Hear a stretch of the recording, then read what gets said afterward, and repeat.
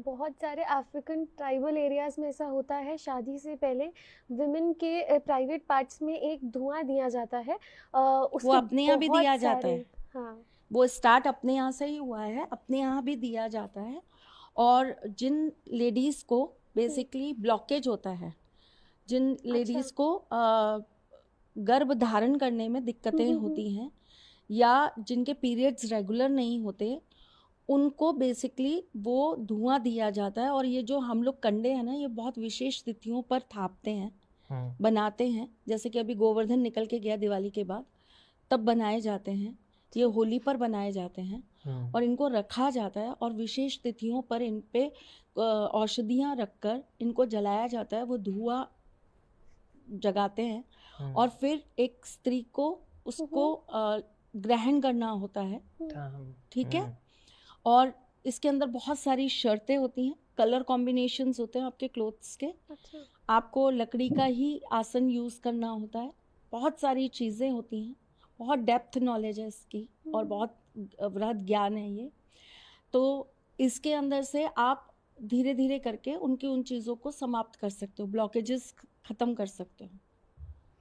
तो ma'am kind of a जैसे therapy. जैसे आज की डेट में इतनी सारी लड़कियां हैं जो आईवीएफ और इन चीजों में जाती है क्योंकि उनकी ट्यूब्स ब्लॉक्ड है, जो फेलोपियन ट्यूब्स होती हैं वो ब्लॉक्ड है, तो क्या इस लेवल की भी ये चीजें सॉल्व हो सकती हैं? आपकी साइंस ने आज इन चीज़ों के इलाज ढूंढे हैं ना, हाँ, पर बीमारियां या प्रॉब्लम्स तो पता नहीं कब से चली आ रही हैं, जब से इंसान है। जब से इंसान है। तो कहीं ना कहीं शास्त्रों ने भी तो उसका निवारण ढूंढा था ना।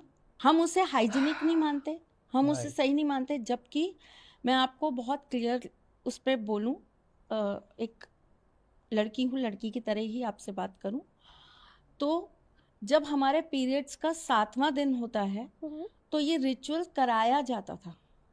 अच्छा, क्लिनजिंग के लिए? हाँ, ओह, जैसे दही से धोना गुप्तांग को, वो भी तो एक तरह की ये रिचुअल ही है।